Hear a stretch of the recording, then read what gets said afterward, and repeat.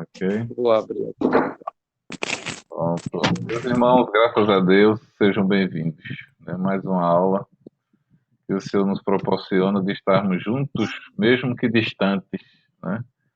Mas é um prazer estar com vocês mais uma vez para uma aula de teologia pastoral.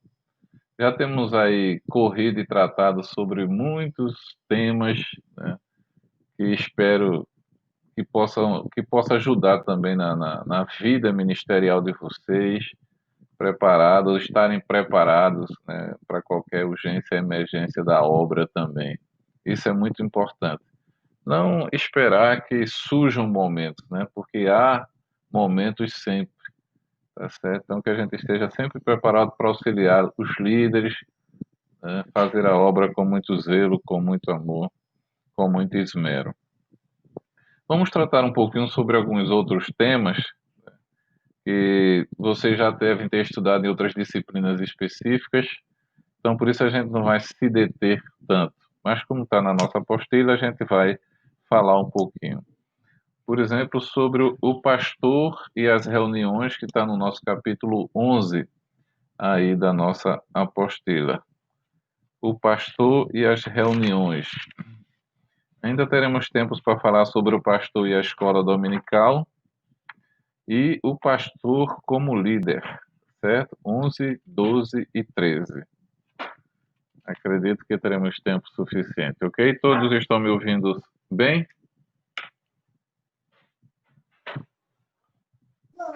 Sim, professor, estou ouvindo.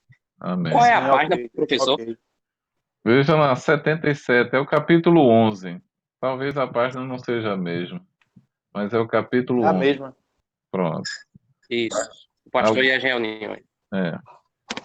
Então, irmãos, dentro de reuniões, nós temos aqui o culto público, os cultos de oração e ensino e as reuniões de negócios. Vocês tiveram ou estão tendo, né, uma disciplina somente sobre culto, o culto público, o culto cristão em geral, né? Sobre os cultos de oração e ensino, a gente que também ele é abordado na disciplina e algumas reuniões específicas, né, que normalmente os pastores faz parte da vida pastoral também. São as reuniões que a igreja local realiza com finalidades as mais diversas, né? Essas reuniões têm algumas características próprias, né? Cabe ao pastor, dentro da orientação do Espírito e pela palavra de Deus, buscar todos os meios para que, num clima verdadeiramente espiritual, o nome do Senhor seja engrandecido, os crentes edificados e os perdidos sejam salvos, né? Então, dependendo também do tipo de governo eclesiástico, né? Você tem as assembleias onde os membros participam, onde eles têm também direito a voto, a opinião, tá certo? E tudo isso tem que ser conduzido com harmonia, né? Porque normalmente são discutidos temas importantes para a igreja e as pessoas têm opiniões diferentes. Mas uma das reuniões mais importantes que o pastor participa, que ele preside, que ele dirige, é o culto público.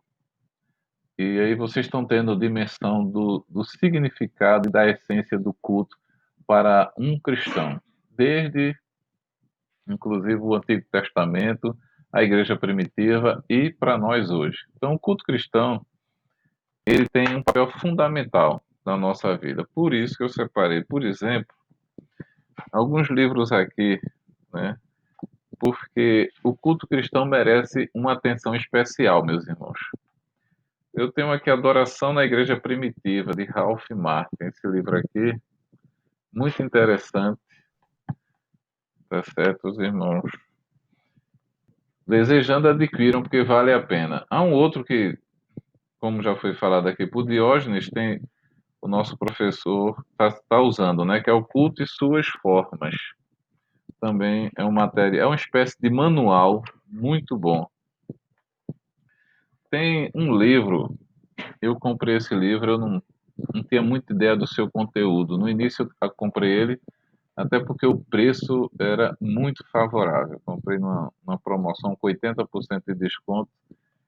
Liturgia no Espírito. É de autoria de um doutor. O culto cristão como experiência do Espírito Santo na fé e na vida. É um livro excelente. É um livro excelente. Da editora Reflexão. Então, recomendo demais esse livro, irmão. Merece uma leitura cuidadosa. Muito bom. E um outro livro que vocês talvez alguns já tenham é Culto Cristão, Origens, Desenvolvimento e Desafios Contemporâneos, de Vinícius Couto. É esse livrinho aqui, ó. Muito bom também, interessante. Há um outro livro que eu encontrei em PDF, eu vou depois enviar para vocês, que também traz um pouco dessa abordagem sobre o culto, que é a Introdução ao Culto Cristão, de James White. Ainda tem sobre culto cristão um livro de Ernest Mayer. É um autor conhecido, né, da comunidade evangélica, é um autor reformado, é Teologia do Culto. Por que eu estou dando as recomendações? Eu tenho aqui ainda O Culto Segundo Deus, de Augusto de Nicodemos, é uma mensagem baseada em Matias, muito bom também. Então, o culto cristão é um momento especial para a igreja, é um momento onde os cristãos compartilham da comunhão, da presença de Deus. O cristão, ele tem aqui uma descrição de Luiz Fernando, muito, muito interessante. E eu gostaria de ler para vocês terem dimensão do que significa essa reunião. Ele diz o seguinte: isso nos leva a redescobrir a importância da compreensão e da experiência de Deus como aquele que se historiciza para se entregar cabalmente às suas criaturas em forma de um permanente ex hodos. É o caminho, né? E de um amoroso ex êxtasis, ou seja, uma experiência mística.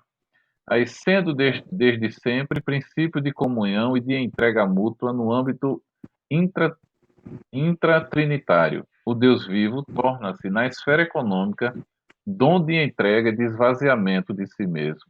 A história dos homens torna-se o locus, né, o lugar da mais profunda kenosis, né, que é aquela quando os seus lá de Filipenses, né, o termo da kenosis é quando ele diz que a gente deixa a glória, né, e se humaniza. Então, locus da mais profunda kenosis de Deus. Então, motivada por uma única razão, o seu amor apaixonado e dilacerado pela obra-prima que seus dedos fizeram.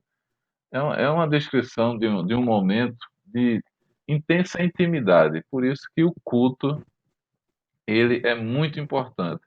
E certamente, né, é um trabalho que está sendo feito de forma brilhante pelo professor Neilton com vocês. Então, eu recomendo demais que vocês depois, de forma mais cuidadosa, façam uma apreciação da literatura que vocês têm à disposição sobre o culto cristão. Haja visto, irmãos, que é um ambiente que a gente compartilha semanalmente. Então, se a gente não entender as experiências e a profundidade que esse momento nos proporciona, certamente a gente vai ter pouco aproveitamento. Mas o Espírito Santo, que é quem conduz, quem nos dirige, né, que nos leva a essa experiência com Deus, que Ele nos ajude, nos ilumine para que a gente desfrute, né, de todos os bens que o Senhor tem nos dado através do culto. Então, o culto público está entranhado na mente dos crentes que os cultos públicos são evangelísticos, isto é, se constituem na grande pescaria da igreja, principalmente aos domingos à noite. Dentro desta perspectiva, a responsabilidade de cada crente é levar descrentes para ouvirem os cânticos da igreja e conjuntos corais e, finalmente, a mensagem evangelística do pastor ou seu preposto. No entanto, numa igreja cristã amadurecida, não deveria haver esta única conotação de que os cultos públicos são necessariamente evangelísticos, né? Ou seja, mas a gente tem consciência, né? Eu acredito que todos que estão aqui na sala, que nós costumamos, né, classificar o culto normalmente, tem aquele culto de natureza mais evangelística, né?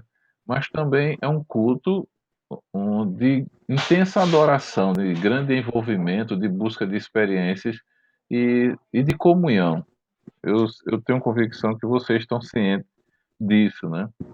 E se ele é, por exemplo, o culto de Santa Ceia, né? Acho que é uma experiência mística, digo, muito especial para os crentes que participam dela, né? As pessoas têm uma preparação muito especial porque entendem a dimensão deste culto, a mensagem deste culto, os elementos, né, que estão ali, suas significações todas. Então, tudo é uma dimensão sobrenatural.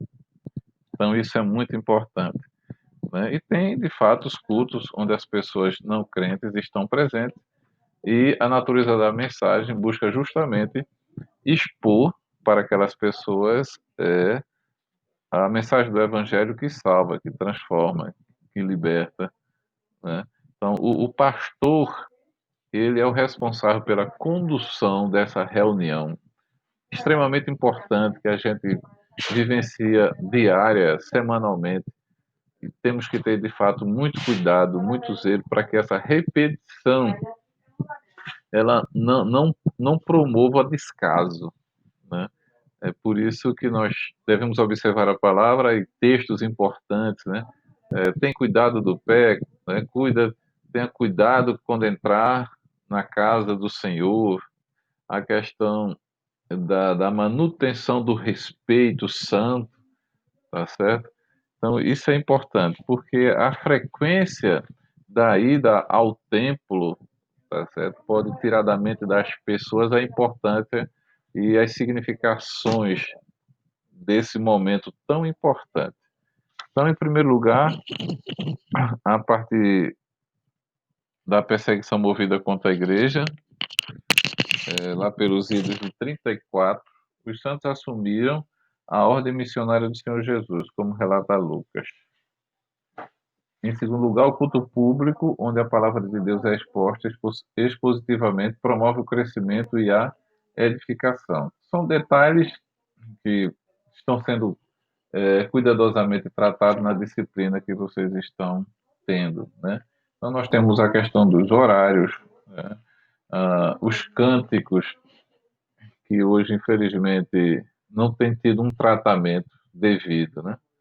Nosso irmão que trabalha com música, Humberto, não sei se ele já não vi ainda ele por aqui, mas ele trabalha com música e a gente precisa muito ter uma atenção melhor com a música que está sendo cantada no culto, a forma como as pessoas se envolvem, né? A música ela não tem que ser entoada de forma mecanizada, tem que ser espiritualizada, tem que ser sentida. E por isso que a mensagem dos cânticos tem que ser também teologicamente bíblica, rigorosamente bíblica, tá certo? O comportamento das pessoas, as crianças, o cuidado com as crianças, a reverência, tudo isso tem que ser observado cuidadosamente, porque é um momento extremamente especial da igreja em si, né, da comunhão que é compartilhada entre os irmãos e também dessa conexão direta com o ser divino através do Espírito Santo. Ok, meus irmãos? Então, nós temos também os cultos de oração e ensino, né? E, por exemplo, no nosso caso, o culto de instrução, que é comum em todas as igrejas modernas, culto de instrução. Então, a condução desse culto ele também tem suas especificações, né?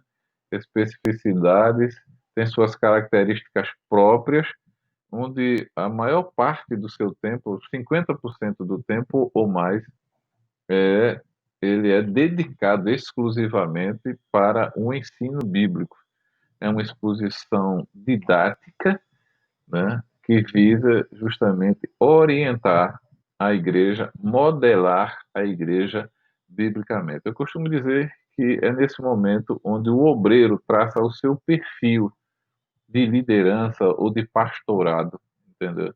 É a qualidade do alimento, é ali onde você vai formatar a mente, o coração e a vida das pessoas segundo a palavra de Deus. Por isso é extremamente importante, extremamente.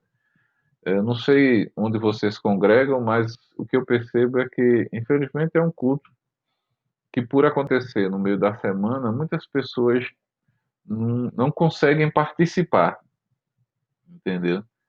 E talvez a gente devesse, um sábado ou um domingo, fazer um trabalho dessa mesma natureza. Porque se você não tem mais de 50% da igreja presente ali, e se você, sob a direção do Espírito Santo, está dirigindo uma palavra que, além de promover o crescimento espiritual, fortalecimento da saúde, né, espiritual, da fé daquela pessoa, dando ela recursos, né, para peregrinar nessa vida de modo santo, justo e reto. Então, se você não consegue ter a maioria ali, é muito difícil você conseguir modelar a igreja. Porque se há minoria, você tem que ter a maioria, pelo menos, porque elas vão ser reprodutoras daquele ensino. Elas vão conseguir transmitir aquela palavra para os demais. Então, é isso, pelo menos, o que eu vejo nos cultos de instrução. Então, ele tem uma característica específica e é muito bom quando o líder, o pastor, ele leva isso em consideração. Como é que tem sido nas congregações que vocês estão fazendo parte?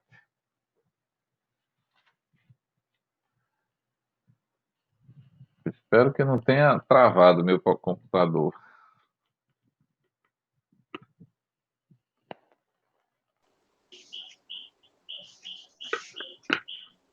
Vai querer suco ou vai querer leite, Sérgio?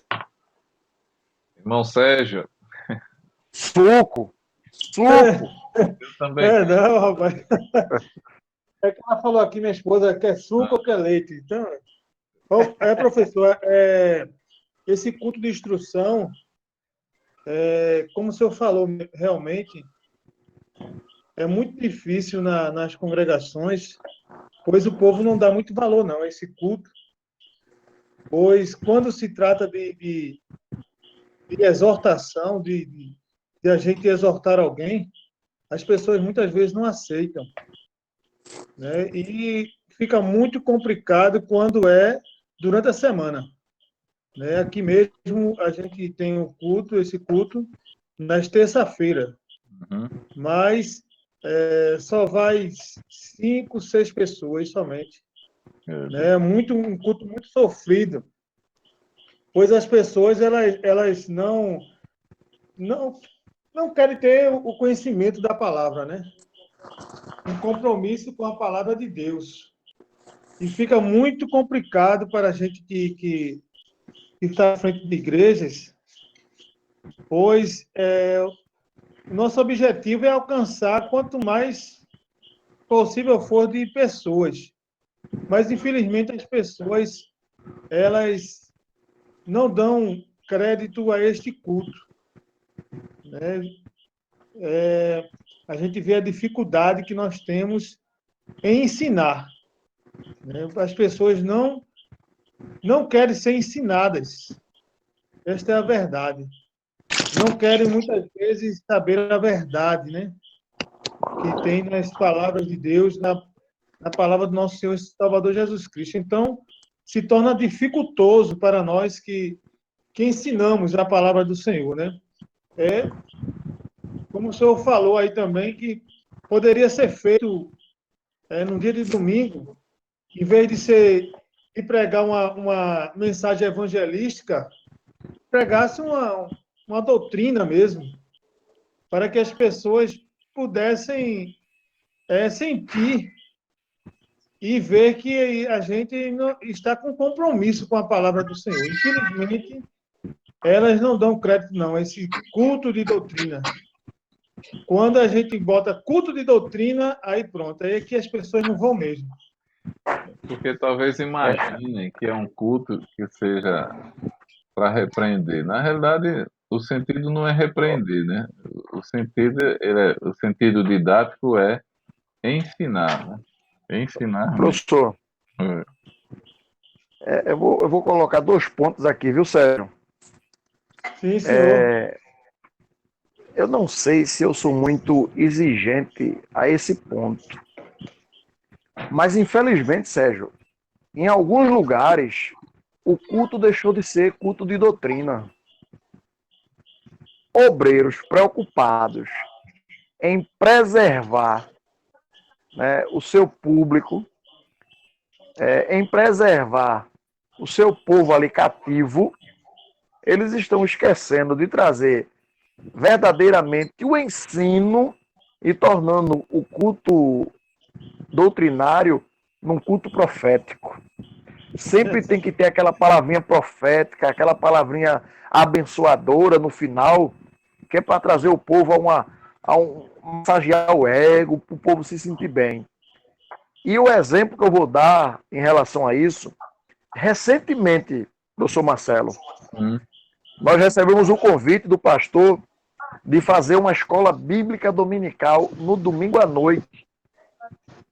Observando a escassez de uma determinada congregação, o pastor nos reuniu, acertamos com alguns professores de outras congregações e os dirigentes, e sem avisar o público, no domingo à noite o culto começou normalmente. Hinos, tal, quando foi 15 para as 8, o pastor foi lá e anunciou: meus irmãos, tendo em vista a necessidade, e eu sei que muitos dos irmãos gostariam muito de estarem na escola bíblica dominical, mas como os afazeres não permitem, a igreja hoje vai lhe proporcionar a oportunidade de você estar na escola bíblica dominical. A nossa escola bíblica dominical começará a partir de agora. Eu vou dizer porque eu estava no púlpito e vi, o pastor colocou a igreja de pé para a gente fazer a leitura bíblica, aquela parte litúrgica da escola. Nós vimos do púlpito pessoas indo embora, pessoas se levantando do banco e indo embora. Nós vimos, deu para perceber no semblante de algumas pessoas, sei lá, o sentimento de tristeza por não ser mais aquele, e isso, insatisfação por ter tornado o culto, palavra, né?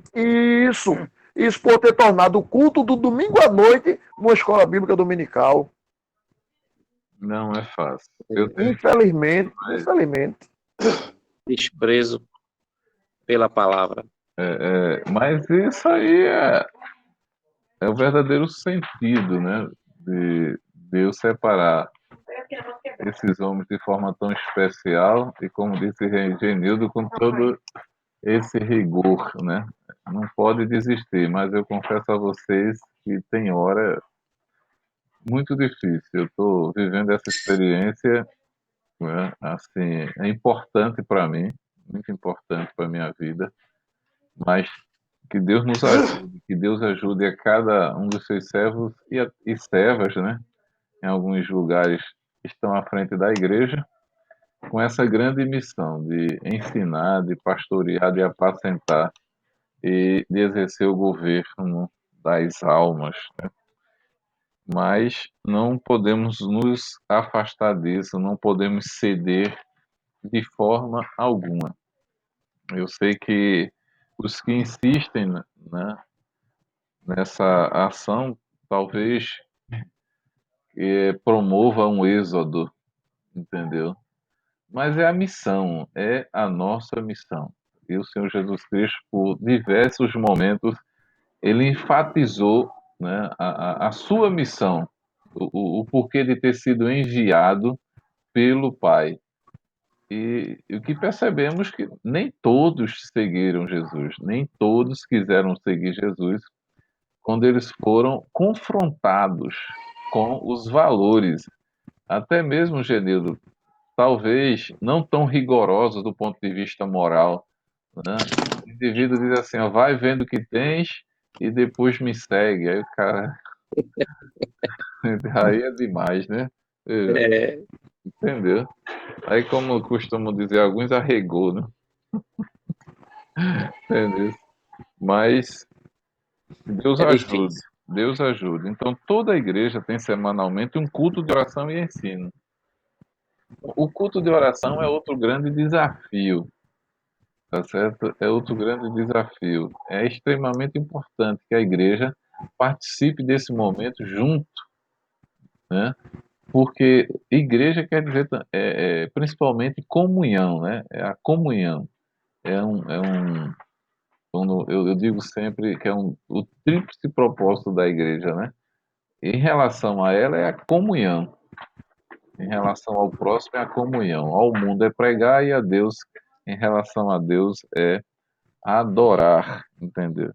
É outro trabalho que por ser também no meio da semana, e entendo que muitos trabalham, então a frequência ela cai muito. Mas também sabemos que muitas pessoas não participam, né? Porque por muitas razões, e não é somente o trabalho, mas é essencial, porque quando a igreja ora junto, ela está junta, todos os membros estão juntos orando em favor de uma causa, então essa unidade, essa oração tem um potencial muito grande, irmãos. Tem um poder que vai além do que a gente possa imaginar. É um trabalho também muito difícil de dirigente, vice-dirigente ou de dois ou três irmãos, né? Alguns lugares costuma ter um número, né, que ultrapasse os 10, mas na maioria das vezes, não. Eu, e se com vocês for diferente, então, por gentileza, me digam, tá certo? Então, há muitas reuniões que o pastor ele coordena, que ele orienta, e sempre no sentido, né, de favorecer a obra, favorecer o reino. Então, aqui no terceiro tópico, tá, nós temos reuniões de negócios. As igrejas devem ter uma reunião trimestral, semestral, anual para tratar de sua administração material. São as chamadas reuniões de negócios, quando a diretoria presta contas e aprova o orçamento para o período seguinte. É, esse tipo de reunião normalmente não acontece nas nossas igrejas locais, mas ela tem sim um planejamento, pode fazer um planejamento para o ano, não só no sentido financeiro, mas no sentido de algumas ações. A igreja pode fazer essa reunião, tá certo? Então, são nos 12 meses do ano ele programar ações sociais, ações evangelísticas, ações de ensino e distribuir dentro de cada um dos meses. E aí vai acompanhando, tá certo? O que seria uma agenda, né, professor? Uma agenda anual, né? Perfeitamente. É, A perfeitamente. gente vê muito isso da Igreja Batista, né? Eles têm toda uma Sim, agenda sim. anual de É, toda a programação. Já na nossa igreja fica muito disperso e, assim, partido por departamento, né? Cada departamento faz a sua programação e não há uma agenda geral, anual, na nossa igreja. tem os aniversários, né? Por exemplo, os aniversários. A gente tem uma agenda que eu posso ser sufocada por aniversários, né? É, Mas a gente poderia inverter isso, né? E fazer uma agenda voltada mais para ações externas, com o mesmo empenho, com o mesmo engajamento com que as pessoas têm quando é aniversário, entendeu? é verdade. Que com certeza essa participação, esse empenho, né, ele traria grandes frutos. E a gente percebe, É. todos nós temos noção do que acontece nos aniversários, né? Departamentos, de órgãos. Então era bom muito que esse empenho e dedicação fossem contínuos, entendeu? E não somente naquele período. Porque é isso, né, é isso que nós, né, temos que estimular, e aí cada um de nós pessoalmente, né, devemos estimular, entendeu? Essa perspectiva do reino presente, ou seja, o reino de Deus está presente aqui agora. O Espírito Santo, ele nunca atua na nossa vida mais ou menos, ele é o mesmo sempre. As experiências que a gente tem é devido à nossa relação pessoal com ele, mas o Espírito Santo, ele não é menos Espírito Santo hoje do que ontem, né? Ele é o mesmo. E a gente costuma dedicar-se, nós sim, estamos mais dedicados ou menos dedicados, por alguma razão. Então, nós deveríamos ter diariamente a mesma motivação, servir ao reino. É, Mas, infelizmente, é uma ideia que nem sempre está presente na mente de todas as pessoas. Por isso que eu tenho chamado muita atenção para o conceito da igreja, conceito do que é o reino de Deus, né? Como entender a obra, né? E o meu papel dentro dela, entendeu? Eu sou importante, todos é, nós somos importantes. Pois não.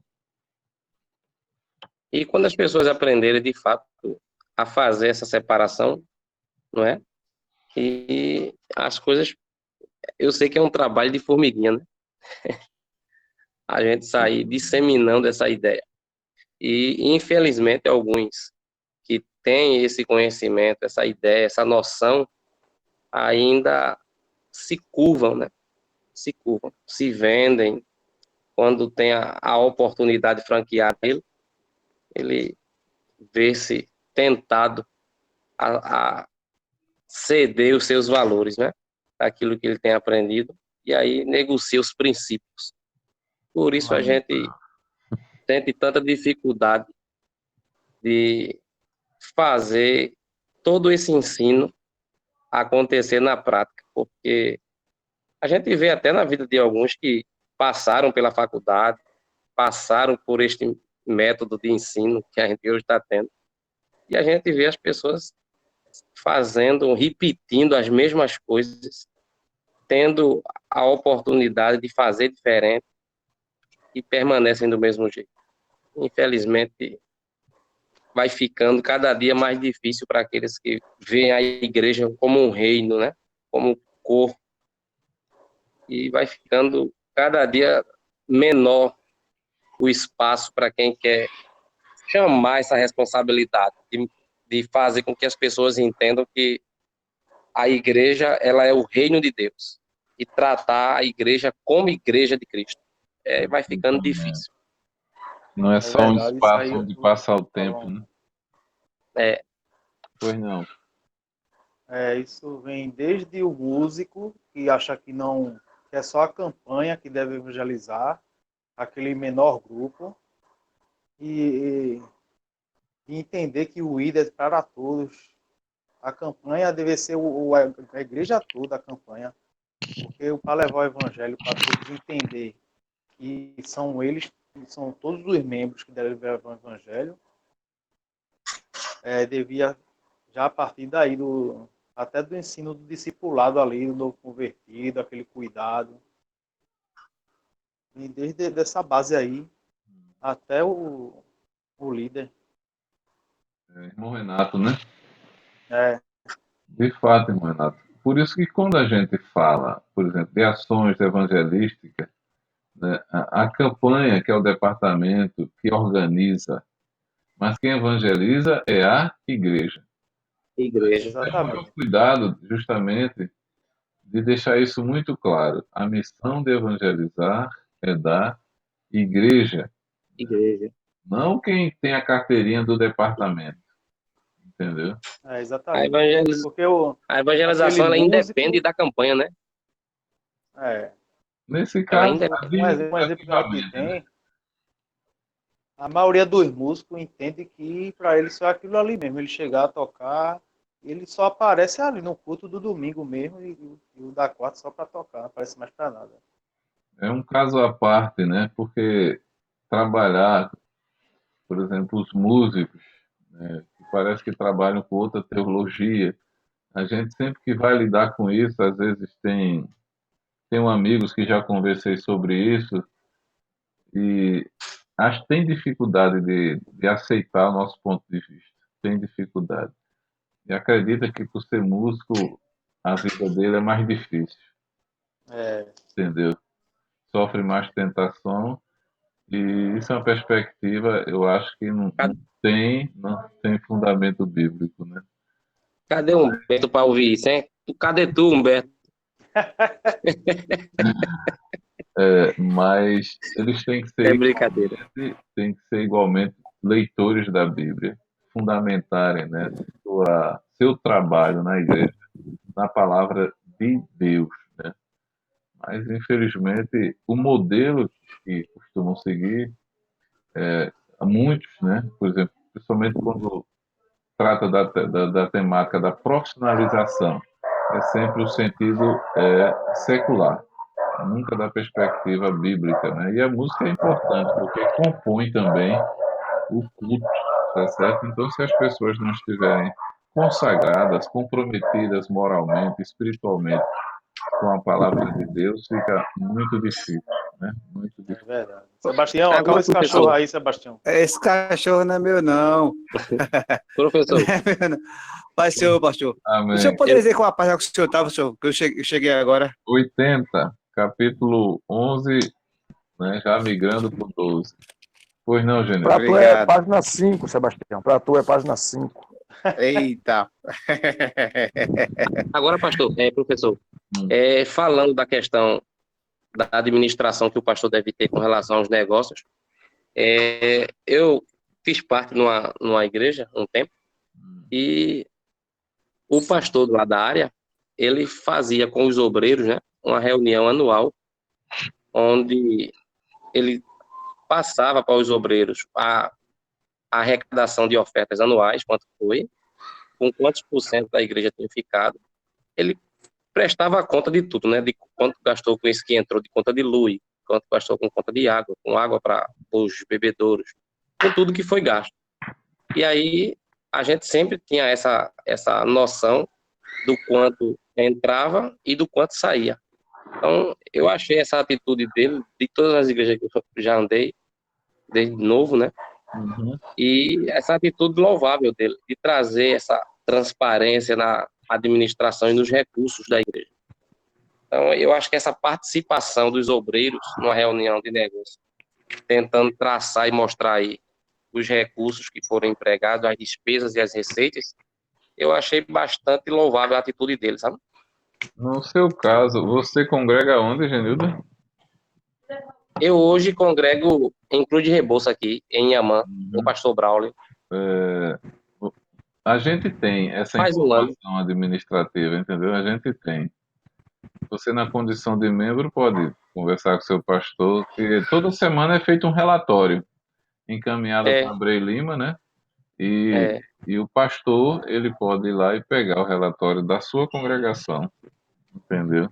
É porque, Entendi. no caso, outras igrejas que têm mais autonomia, têm um sistema de governo eclesiástico diferente do nosso, então isso é mais fácil. Ele leva para a assembleia com a igreja.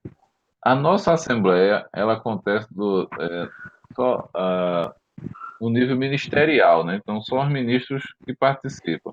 A Assembleia Geral que tem é a primeira do ano, mas não trata desse tema, entendeu? Mas todo ano, no final de ano, no fechamento do exercício, que a gente chama de exercício financeiro, no caso, então tem a prestação de contas, como também tem a apresentação, né, do orçamento, né, do ano seguinte, entendeu? Agora, como fica lá só com os ministros, né, mais o obreiro da congregação, ele tem acesso a essa informação. Agora, realmente é a outra dimensão, né? Porque a nossa igreja são 600 igrejas, entendeu? É verdade. Então fica difícil. Mas você tem essa informação e você pode ter acesso. Pois não, Luiz? Aqui nessa área aqui mesmo de Paratibe, antes se tinha, né, assim, mesmo né, de algumas igrejas, algumas congregações de ministérios diferentes aqui, tinha sempre essa reunião entre a membresia e se dizia quanto tinha arrecadado, quanto tinha. Mas, por um momento que teve aqui de assalto às igrejas, foi decidido aqui de modo geral, em outras congregações mesmo batistas, assembleias pentecostais, tudo e tal, se reuniram, fizeram a reunião e assim decidiram não falar mais sobre isso, porque estava chamando a atenção de muitas pessoas. Infelizmente, eu estou na igreja e a gente não sabe quem é quem.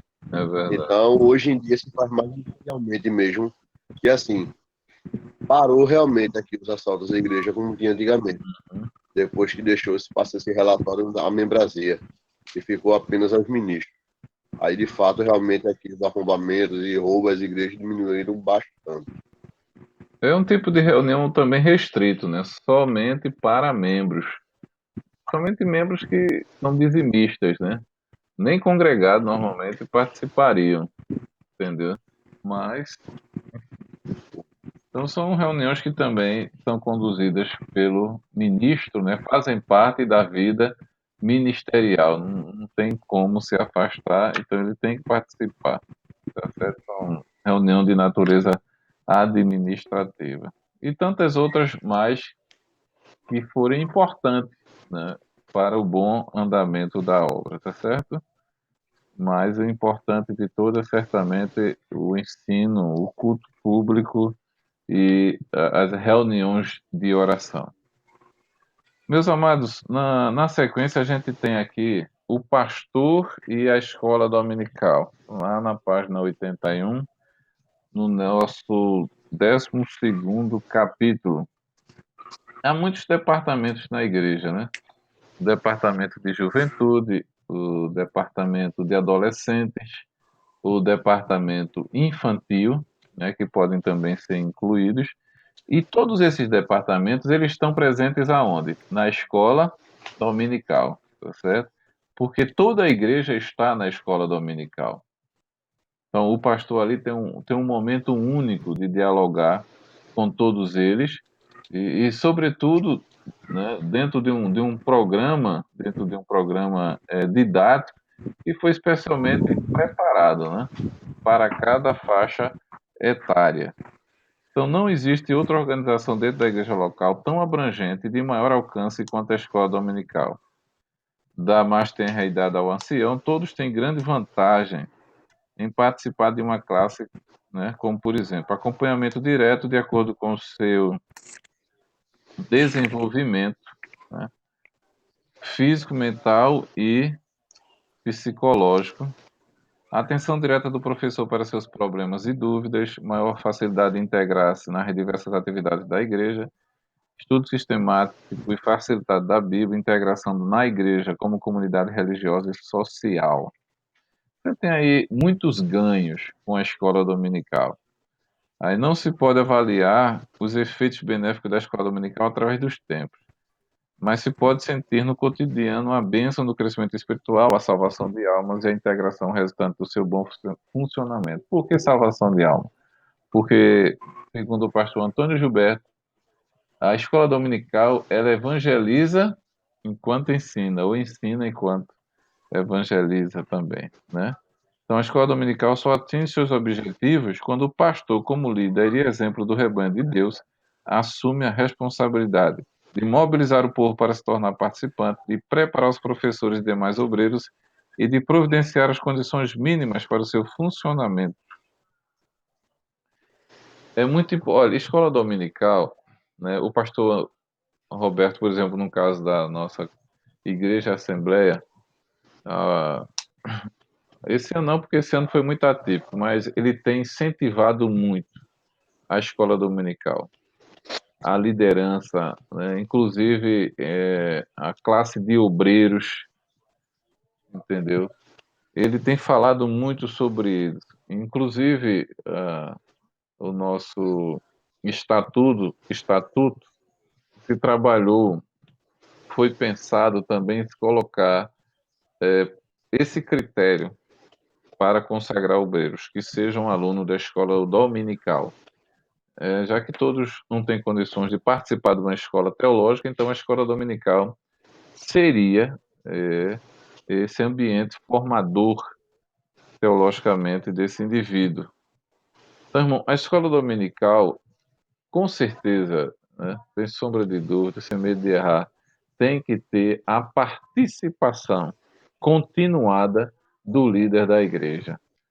Não tem como pensar, né, um trabalho dessa natureza sem a participação do líder. Assim como também o trabalho evangelístico, entendeu? Então, o pastor, ele é o grande dirigente da escola dominical. É ele quem incentiva, é ele quem promove. Tem um dirigente, tem um vice-dirigente, tem uma secretária. Mas todos nós sabemos que a escola dominical, que tem a participação assídua do seu dirigente da igreja, é diferente, né? E a escola dominical, ela tem tem suas particularidades, né? Ela trabalha trimestralmente temas teologicamente muito importantes para que cada indivíduo ele possa fundamentar sua fé, crescer teologicamente, crescer espiritualmente, crescer intelectualmente, porque estimula a leitura, estimula a reflexão, tá certo? Propicia também alguns debates e aquele acompanhamento assistido, aquele acompanhamento mais próximo de cada aluno por parte do professor, que pode sentir, né, as inquietações do aluno, a inquietação do membro acerca dos mais diversos temas que são tratados. Então, a escola dominical é um excelente ambiente, talvez um dos mais importantes que a igreja dispõe para que o pastor ele se aproxime mais das ovelhas, entendeu? Então, dentro desse perfil da escola dominical, nós temos justamente a mobilização da comunidade. Então, o pastor só consegue mobilizar os membros e congregados da igreja para se tornarem efetivos participantes da escola dominical quando ele mesmo e sua família são participantes entusiastas. Ele mostra ao povo os benefícios do estudo sistemático da palavra de Deus. Ele fala constantemente sobre a responsabilidade dos pais e trazem seus filhos à escola dominical. Eu tenho percebido, por exemplo, onde eu congrego, onde eu dirijo, muitas famílias não participam. Inclusive, ontem eu falei com os pais para virem junto com os filhos, né, para instrução, escola dominical. Algumas vezes temos percebido que os filhos estão começando a ter dificuldades em permanecerem participando das atividades da igreja, por terem justamente entrado numa fase da vida, né, de conflito, onde eles começam a ter outras ideias, conhecer outras pessoas, outros ambientes, e talvez comecem a considerar o ambiente eclesiástico, o ambiente da comunidade cristã, um pouco desatualizado para eles. E, na verdade, isso está muito equivocado. Essa ideia é distorcida, muito distorcida, tá certo? Então, encarar o diferente como algo atualizado, ou talvez o ambiente da eclesia como monótono, não existe. Isso é uma inverdade, entendeu? Isso é uma falácia maligna que tem sido levantada em nossos dias. E aí, muitos jovens preferem estar naquele ambiente, né, que foi especialmente preparado para eles, para recepcioná-los, para mantê-los ali. E não são atraídos pela palavra de Deus, são atraídos por um ambiente que foi estruturado dentro de um sistema, né, psicológico trabalhado por especialistas para justamente seduzir a juventude de nossa igreja. Então, você tem não somente outros modelos, outros movimentos, né, evangélicos com esse perfil, tá certo? Como você tem questões de lazer, ambientes de lazer, que normalmente tem um potencial sedutor muito grande. E quando a juventude relaciona esses ambientes com a igreja, onde tem que ficar sentado, aprendendo, ouvindo, né? Então eles imaginam que o ambiente na igreja é monótono, é nada estimulante. E isso não é verdade, né? Por isso que os professores de escola dominical, com a ajuda do seu dirigente, com a ajuda do pastor, sobretudo, tá certo? Ele tem que ter esse estímulo para o aperfeiçoamento, esse estímulo para buscar cada dia mais o aperfeiçoamento de dinâmicas, de metodologias, né, que visem, né, sempre que visem transmitir a palavra de Deus. Então, uma abordagem moderna, sem distorcer jamais a palavra de Deus. Ok, meus irmãos? Então, a escola dominical é importantíssima. E eu tenho falado, né, justamente nessa linguagem para a igreja sobre a importância do ambiente, da nossa comunidade, o que deve nos atrair para aquele ambiente, o que deve tornar prazeroso a nossa comunhão, jamais adicionar elementos para satisfazer carências temporais de indivíduos. A palavra, ela é suficiente. Agora, evidentemente, cada um de nós, como já foi mencionado, devemos, né, com temor a Deus, né, submisso ao senhorio do Espírito Santo nas nossas vidas, procurar o amadurecimento intelectual e abordar temas, né, que certamente eles têm dificuldade, a igreja tem dificuldade, a comunidade tem dificuldade, e nós temos que ter esse compromisso de abordar temáticas complexas da perspectiva bíblica, entendeu? Da perspectiva bíblica. Por mais que alguns profissionais, por mais que alguns especialistas tenham uma visão diferente, nós devemos, com muita maturidade, com muita direção do Espírito Santo, trazer essa abordagem bíblica sobre tudo que se possa imaginar. Tudo de fato, entendeu? Droga, legalização de droga, a questão de aborto, a questão é, da homossexualidade e tantas outras temáticas. A questão da contextualização cultural, que tem sido uma importante ferramenta, né, que alguns movimentos têm adotado, né?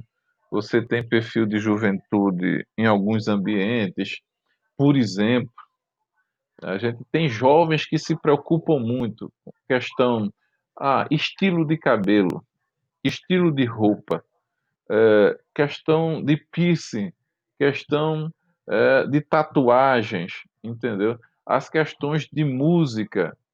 Então, tudo isso é interessante abordar e trazer uma perspectiva bíblica. E eu não, o que eu ia dizer bíblica e equilibrada, né? Se é bíblica, é equilibrada, né?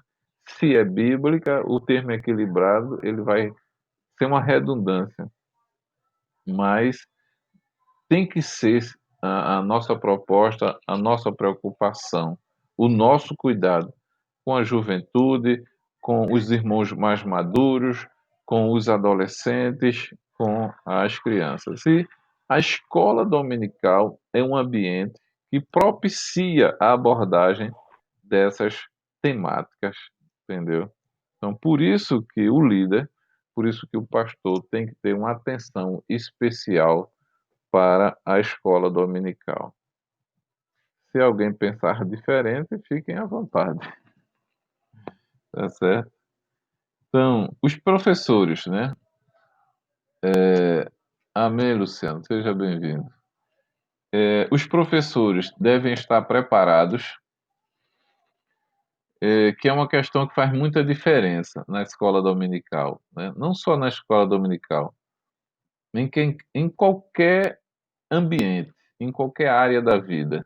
Se você se prepara, tá certo? Que tem um custo, né? Todo mundo que procura se preparar tem um custo de tempo, de dedicação, tá certo? Tem um preço a pagar. Tudo isso tem um preço, nada vem de graça, né? É verdade. Então, irmãos, é essencial. Irmão Elias, então é essencial a preparação dos professores. Reconheço, né, que há particularidades e o líder, com muito cuidado, vai conduzir, né, esses professores. Com cada um tem suas limitações, tá certo? Então a gente não tem que exigir demasiadamente. Todos que estão lá estão trabalhando com amor, de forma voluntária, de forma zelosa, e nós temos que levar isso em consideração, mas sempre buscando promover, estimulando essas pessoas a buscarem o crescimento intelectual, né? Debaixo, evidentemente, da vontade de Deus, do cuidado do Espírito Santo. Mas isso é um grande compromisso que nós temos, sobretudo nesses dias tão difíceis, entendeu? Eu estava lendo um livro, não dá para ler tudo, né? Mas a parte que li, muito interessante, me inquietou muito. Eu tinha trabalhado um pouco disso já com a igreja, de um autor que chama Timothy Keller. Vocês devem conhecer. O nome do livro é Deus na Era Secular. É uma abordagem, pronto, é uma abordagem muito interessante. Inclusive, eu coloquei, eu acho que um trecho do livro no grupo. Mas, irmãos, merece uma leitura também, né? Pelo O menos. professor também tem fé, viu, professor? Tem Oi? fé na área de ceticismo com ele também. Sim. Fé na área de ceticismo, muito bom também. Muito bom. Ele tem um outro, é o Encontros com Jesus, muito, olha, irmão, mas esse realmente me chamou muita atenção. Eu vi esses outros, tá na minha lista de desejos, né, para comprar. E eu recomendo, irmãos, que vocês leiam pelo menos o prefácio, a introdução, para terem ideia de como ele expõe a questão da fé cristã, né, e como é uma realidade, não só americana, mas é uma realidade brasileira também, infelizmente, entendeu? Professor, você pode mostrar a capa dele, professor, por gentileza? Posso sim, eu não tenho ele não, eu tenho ele em PDF, né? Mas Glória. eu vou mostrar a Já você. fomos abençoados. Eu vou, se Deus quiser, esses dias eu devo estar comprando. Ele está com preço bom na Amazon. Não sei se vocês compram livro na Amazon, mas é bom. Entregam rápido e os preços nesse momento estão bons. Depois deem uma Fé na olhada. área de ceticismo eu posso. Eu tenho ele, é muito bom, estou lendo. Eu sei qual é. Timothy Keller. Eu disse, deixa eu ver aqui, a fé na era do ceticismo e Deus na era secular. Deus na era secular. Esse é o tema do livro. E que vale a pena. Deixa eu mostrar aqui. Eu vou colocar.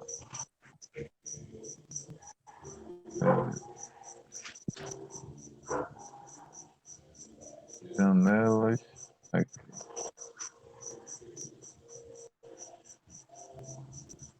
Não vai aparecer para vocês. Não sei onde é que. Não, tá aí. Estão vendo agora? Não. Tá vendo, não? Agora. Uhum. Isso. É esse Positivo. livro aqui. Como céticos podem obrigado. encontrar sentido no cristianismo. Aí tem um indivíduo aqui, eu não sei se é Nietzsche, se é Freud, eu sei quem é esse aqui da capa. Mas. Nietzsche. Muito bom livro. Aí olha aqui os capítulos dele. A religião está desaparecendo? A religião não se baseia na fé e o secularismo em evidências?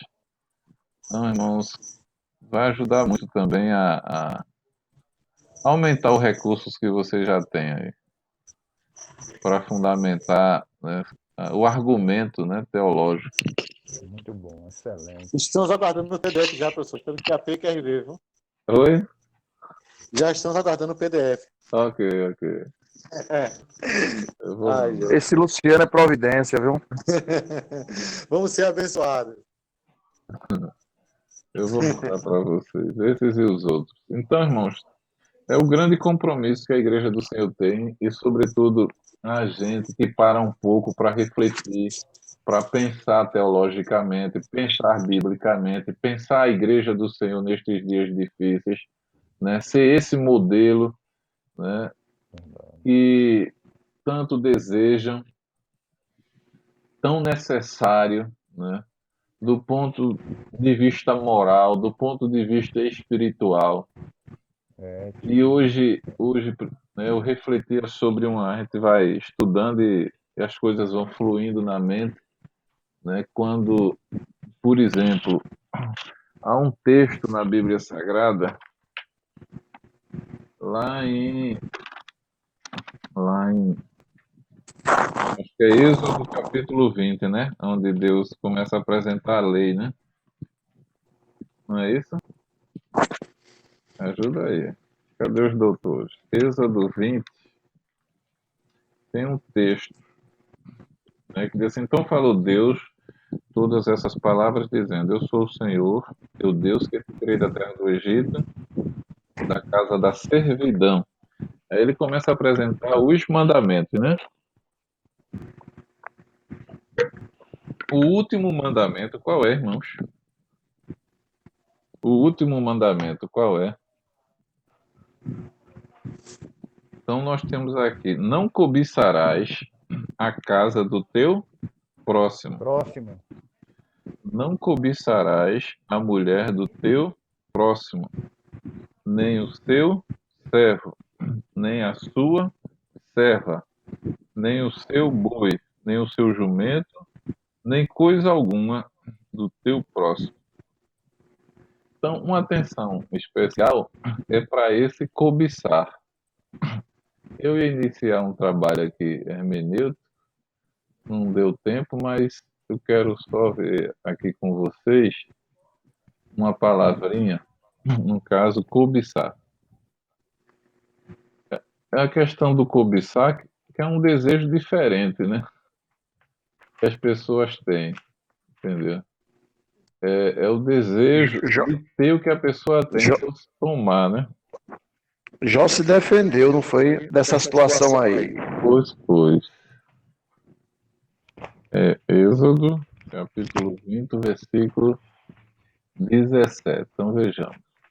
Não cobiçarás. O termo é hamad, ou seja, desejar, cobiçar, ter prazer em, deliciar-se em. Então,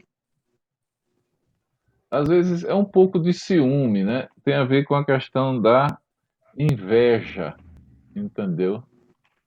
Com aquilo que o próximo tem. Ou seja, é tomar dele, né? Tomar dele.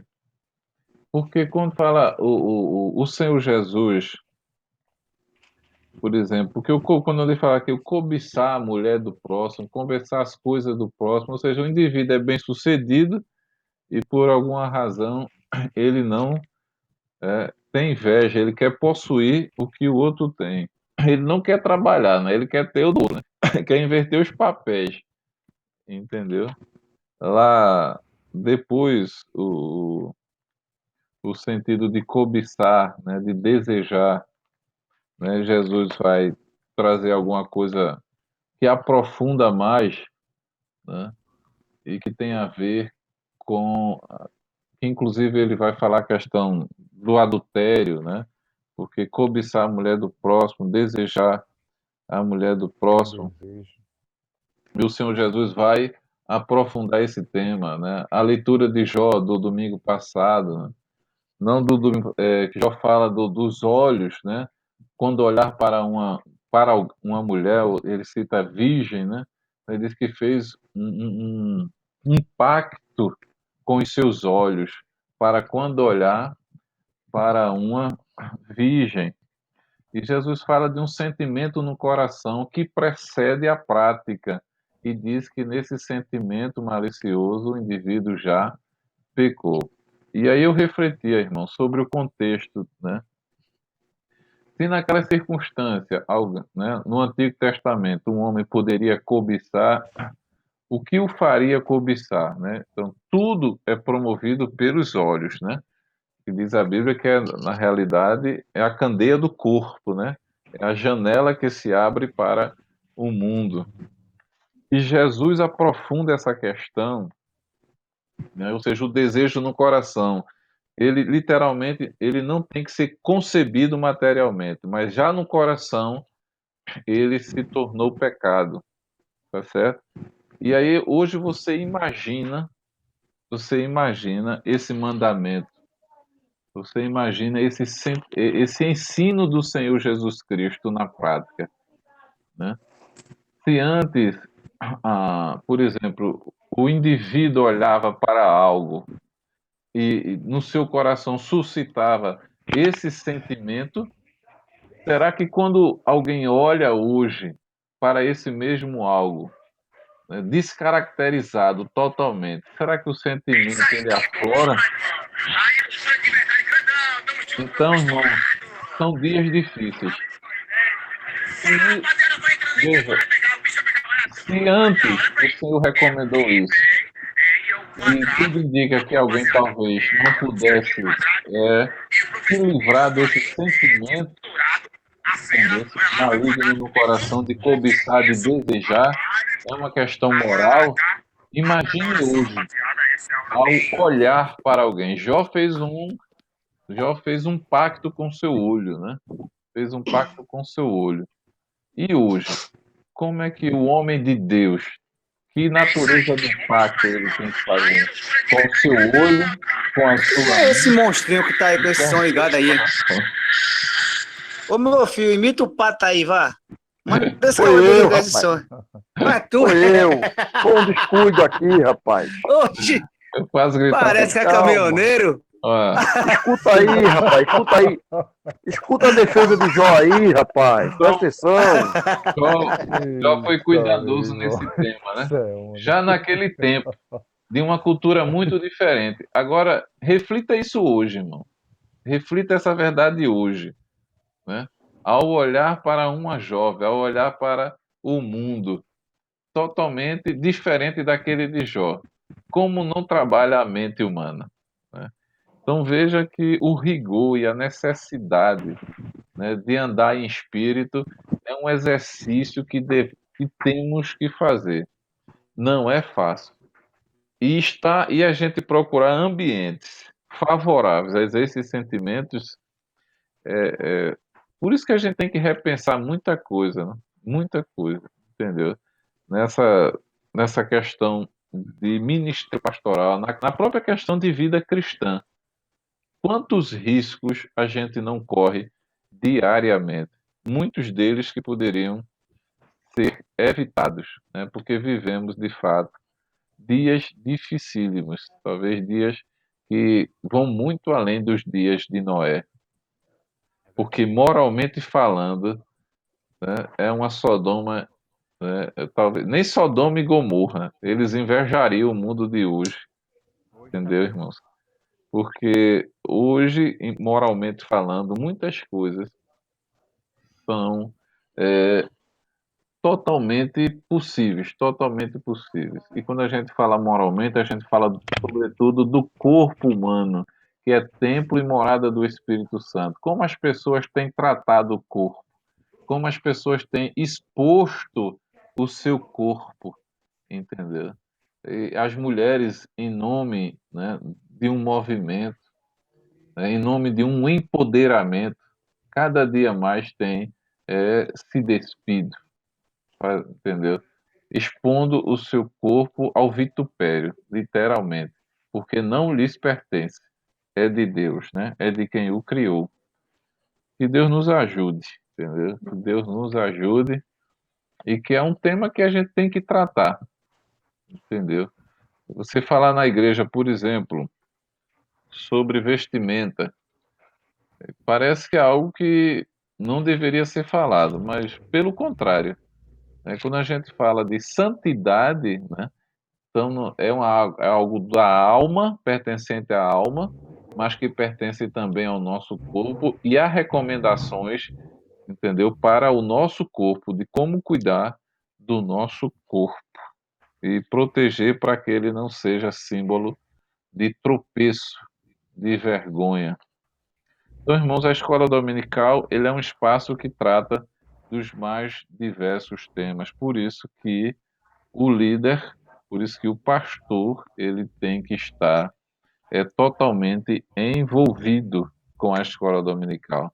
Por exemplo, no próximo trimestre a gente vai estudar o verdadeiro pentecostalismo. No caso, Assembleia de Deus. E alguma outra denominação que faça uso dessa lição. É um momento para que o pastor esteja presente para ensinar a igreja o que significa o pentecostalismo, que é muito diferente das coisas que acontecem hoje em dia, dos malabarismos, né? Das distorções teológicas, do que fazem nos cultos. São verdadeiras aberrações, né, que acontecem em alguns grupos ditos pentecostais. Então é um momento para que a igreja aprenda o que é de fato e de verdade o verdadeiro pentecostalismo, a atualidade da doutrina bíblica sobre a atuação do Espírito Santo. Olha, é um Como momento para... dizia, Pois como não. dizia, né, professor? O pastor Claudio de Andrade, Hum. movimentos totalmente deletérios, que em nada contribui. Não ajuda, não edificam, não edificam, entendeu? Tu Mas tava de férias, foi, Genildo? Eu estava Nunca só mais ouvindo vocês. tá ouvindo, foi terra. irmãos, alguém tem alguma visão, alguma... Eu sei que vocês, né, não é crítica. Eu sei que tem muitos líderes que, por uma razão ou outra, não participam da escola dominical, mas que deveriam priorizar, né? Eu, por exemplo, quando era dirigente, por muitas vezes conversei com meu pastor, inquietava ele, chateava ele de verdade.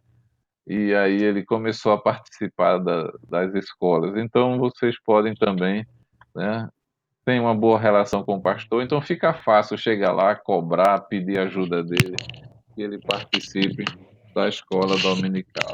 É essencial, isso é vital para a saúde da igreja, tá certo? Ah, uma outra questão, alguém vai falar? Podemos dar Não, sequência? professor. Pode sim. No capítulo 13, nós temos o pastor como líder, tá certo? O pastor como líder. Significado de liderança.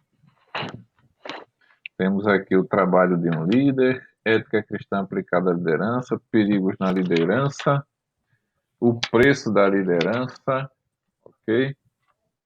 Então, líder, o pastor como líder. Então, como eu falei no início, eu li aqui o prefácio de um livro. O prefácio de um livro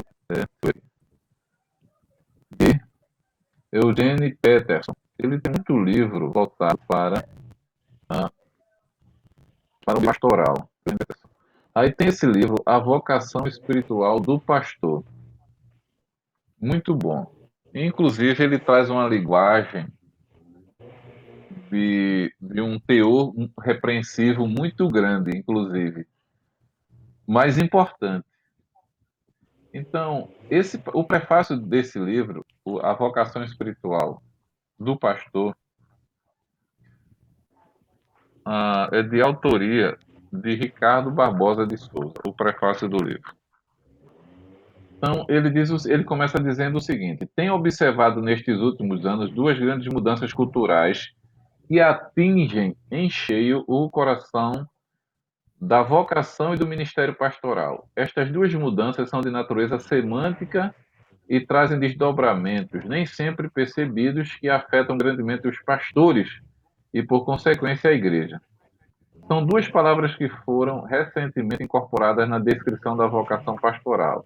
Aí ele fala que é a palavra líder e terapeuta. Líder e terapeuta. Eu vou disponibilizar o texto aqui para vocês lerem e a gente comentar. Deixa eu ver aqui.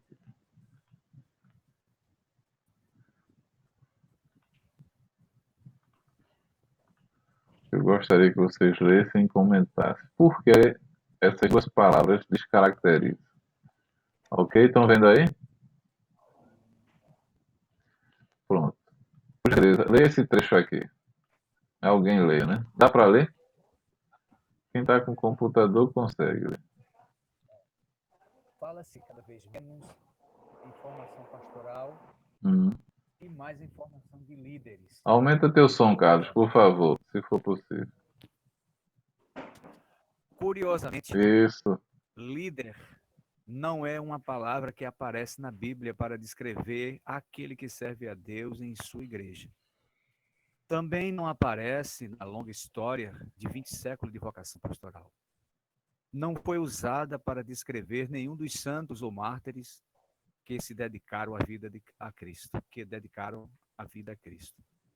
Trata-se de uma expressão relativamente nova, o que não a torna necessariamente incorreta e inaproveitável. No entanto, ela traz consigo um novo conceito, uma nova forma de descrever e compreender a tarefa pastoral. Isso. Por gentileza, continue. A expressão pastor ou sacerdote é teológica e biblicamente mais bem definida. Embora suas imagens sejam emprestadas da vida rural ou dos ritos pagãos, ajuntam-se bem ao propósito bíblico do chamado divino. A expressão líder, porém, tem sua definição mais claramente determinada pelo mercado e pelo contexto secular. Ao identificar o pastor como líder, imediatamente as imagens que surgem não são as do Salmo 23 ou das tarefas sacerdotais de Arão no templo, mas as imagens do executivo, do administrador, do empresário, imagens de um profissional. Ok. E aí? O que é que vocês acham?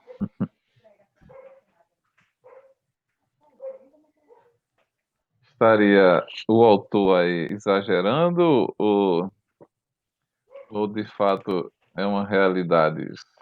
Isso é a pura realidade, pastor.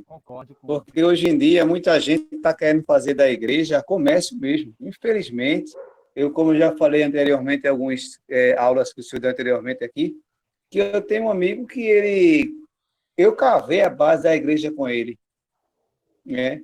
E hoje em dia está com a igreja maior, mas ele dizia sempre, quando eu estou estudando para pastor, para me formar, para ganhar bem, para viver bem, ou seja, ele quer viver, ele vive do evangelho, ele não vive para o evangelho.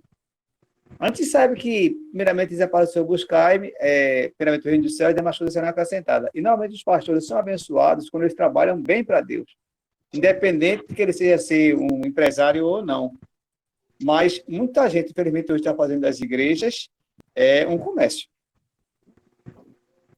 Ok. Mais alguém? Assim, meu ponto de vista é porque na vida secular, como eu trabalho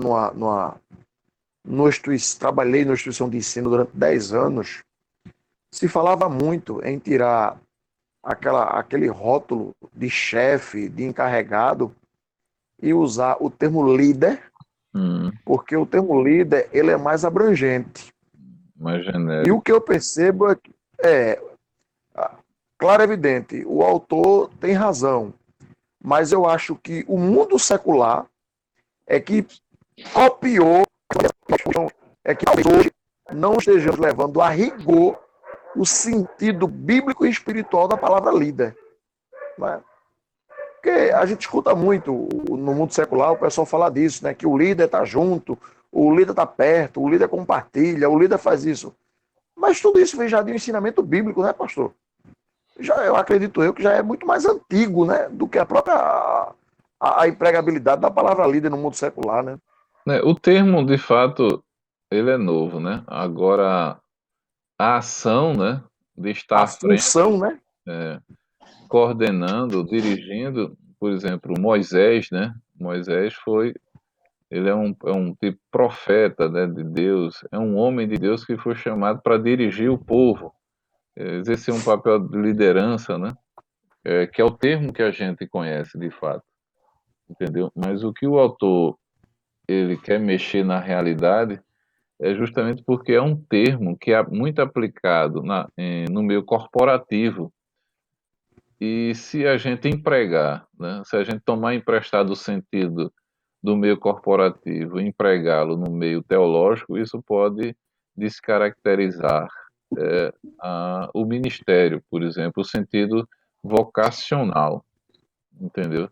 Porque o líder realmente ele pode ser preparado, apesar dele ter um elemento vocacional em determinado nível, mas ele pode ser muito aprimorado, né? Muito aprimorado. Já o vocacionamento ministerial, ele tem a ver com a chamada, com a separação divina.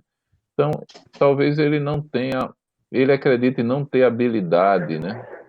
Não ter capacidade, mas são elementos que Deus proporciona quando vocaciona, quando chama esse indivíduo, essa pessoa, entendeu? Então Deus concede isso a essas pessoas, né? Então você pode encontrar indivíduos que no passado entendiam que jamais poderiam exercer essa função ministerial, jamais. Mas um dia ele é ministro, né? Deus o chamou, o capacitou, deu a ele as condições para tal, entendeu? E aí ele fala, por exemplo, Salmo 23, né? Então você pensar o termo líder, você pensar o termo pastor, tal qual o Salmo 23, entendeu? Pensar nas atividades sacerdotais de Arão no templo. Então, o que é importante que a gente reflita é sobre justamente essa essência mercadológica atribuída ao termo líder, né? Que é um termo que você vai encontrar no meio corporativo. Em qualquer ambiente que você chegar, o termo líder vai ser adotado. Mas o termo pastor, ele é particular, ele é próprio, entendeu? Do meio eclesiástico, né? Porque aí você, quando fala de pastor, você tem ovelhas e você é responsável por aquelas vidas. O líder, de alguma forma, ele é responsável pelas vidas, né? O pastor, ele é responsável pelas vidas. Ainda que o sentido hoje é de humanizar, né? Tenta humanizar um pouco as relações corporativas, dar alguma atenção especial às pessoas, mas a questão está voltada para o que é produzido. Já na relação pastor-ovelha, o que é importante é aquela ovelha, ainda que ela não produza, mas a sua vida é extremamente importante e esse pastor zela por ele, entendeu? Não pelo que ela pode produzir, mas pelo que ela significa para o dono do redil. Por isso que é importante, né, esse nível de questão. E eu achei interessante trazer também para a gente pensar. Vamos lá? Quem pode ler aqui? Cadê? Quer alguém para ler, por gentileza? Os líderes, dá para ver aí? Os líderes estão mais ocupados e preocupados com estruturas eclesiásticas, crescimento estatístico, ferramentas tecnológicas, funcionalidade. São realidades que não podemos negar, mas que não se constituem na vocação. Como pai e marido, tenho responsabilidade, contas para pagar, consertos domésticos para fazer, poupança para comprar uma casa própria, mas não é isto que define minha vocação de pai, um lar, uma família. O que define um lar é a comunhão e a amizade, o crescimento e o amadurecimento pessoal, espiritual, moral e afetivo, a hospitalidade, o perdão, a graça de Deus. Uma pausa aí, isso? por favor, Jovem. Uma pausa aí. Sim. Tá, que é outro conceito interessante, né, de família, de lá, porque às vezes as pessoas se preocupam tanto, né? Eu tenho que comprar uma casa, tenho que fazer isso e aquilo, e você vê que tem tanta coisa importante de fato, né, que define a família, que está muito além dessas estruturas de natureza física, né? Por exemplo, a comunhão, o amor, o afeto, né? Que é aquela questão, às vezes as pessoas moram num cubículo, vamos supor, de 10 metros quadrados, moram lá 5, 6, 7 pessoas e vivem uma comunhão, né, intensa. De repente mudam-se para uma casa, cada um tem um quarto, se isolam e aquela comunhão que era, né, tão frequente anteriormente agora se esfria e talvez começa a dar lugar a alguns conflitos e litígios, onde o espaço não mais concebe a existência dessas pessoas ali. Então começa a dizer, essa casa é pequena para nós dois. Num cubículo, a comunhão era suficiente para mantê-los. Aí no palácio é muito pequeno para duas pessoas que não se amam, né? Então isso é interessante. Pode seguir. É isto que o apóstolo Paulo quer dizer quando afirma em sua carta aos Gálatas: meus filhos, por quem de novo sofro as dores do parto, até ser Cristo formado em vós. Para ele, o que mais importava não era a funcionalidade do seu ministério, o sucesso de sua carreira, a eficiência de seu apostolado, mas a imagem de Cristo sendo refletida. Pode seguir. Continuar. Nossas igrejas hoje refletem mais as estruturas eficientes do mercado e menos a glória da imagem de Deus em Cristo. No entanto, as ovelhas de Jesus clamam cada vez mais por pastores com tempo e compaixão para ouvir o clamor de suas almas cansadas, aflitas, confusas em busca de orientação, maturidade, transformação. Chega, me emocionei. O que é que vocês acham? Ele tá realmente revelando uma realidade, uma constatação. É aquilo que a gente tinha falado no começo, né, pastor? É aquilo que tínhamos falado no começo. A igreja realmente clama por pastores com essas qualidades. Então, o texto, ele expõe realmente uma realidade que às vezes se tenta ofuscar, né, camuflar, mas não tem como fugir disso, né? E a gente só pode mudar se entendermos a nossa realidade e aceitarmos que não está, né, da forma ideal, biblicamente falando, entendeu? Então, de fato, as pessoas têm um sentimento, um desejo e um clamor, né, de ter alguém que possa ouvi-las como pastor, não é como juiz, entendeu? Não é como líder que pode mudar o ambiente que aquela pessoa trabalha, tentar mudar suas características ao perfil da corporação, entendeu? São pessoas que têm de fato problemas e precisam ser vidas, né, que precisam ser acolhidas.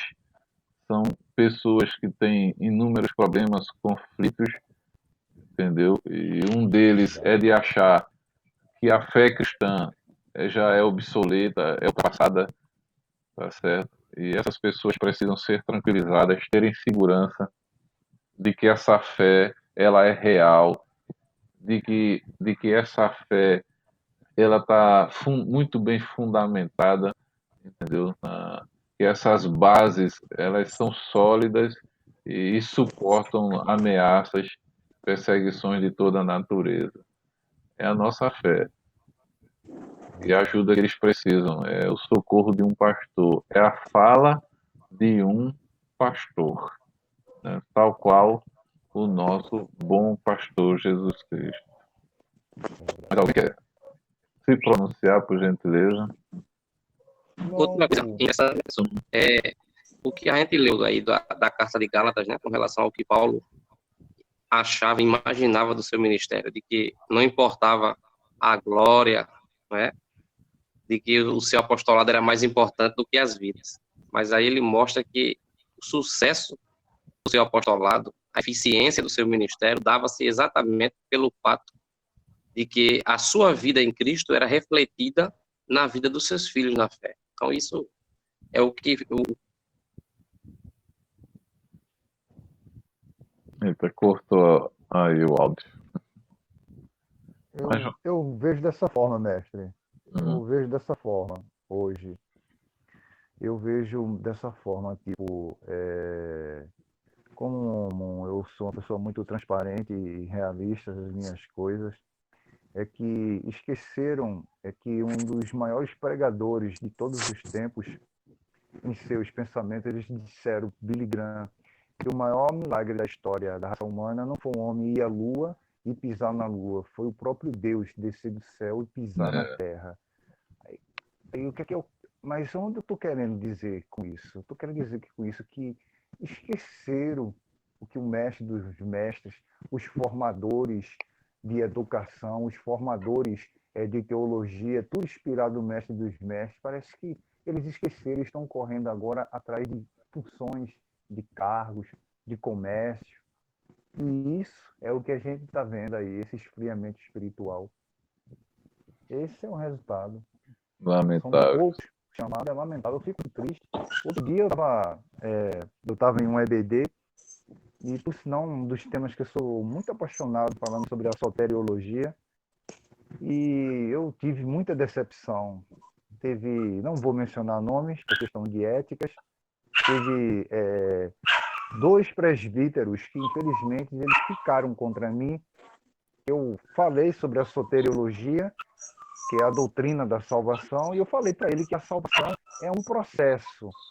É como se fosse um período em que a mulher, ela está grávida, ela está fazendo aquele procedimento em que o pediatra está fazendo aquele procedimento de ver a pulsação do filho, a da filha, a mesma coisa é a soteriologia, e de que também não existe ninguém salvo. A salvação, ela é um processo, ela não é permanente. E aí foi uma maior polêmica. 2 presbíteros ficaram contra mim. É porque Desde você que está aceitei falando Jesus, da figurança dos santos, né? Que no caso do calvinismo, né? aí, infelizmente, eles ficaram contra mim, porque eles alegaram que uma vez salvo, salvo para sempre. E não existe isso. Mas, infelizmente, mestre, é o que nós estamos vivendo hoje. Nós estamos vivendo hoje no esfriamento espiritual, ou seja, são muitas pessoas atrás de cargo, de função, de hobby, de status, e a igreja está no que está hoje. Infelizmente, eu fico muito triste. Vamos continuar. Quem pode ler agora? A outra mudança.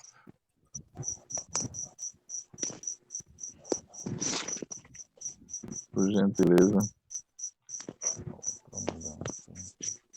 Aqui, no monitor aí.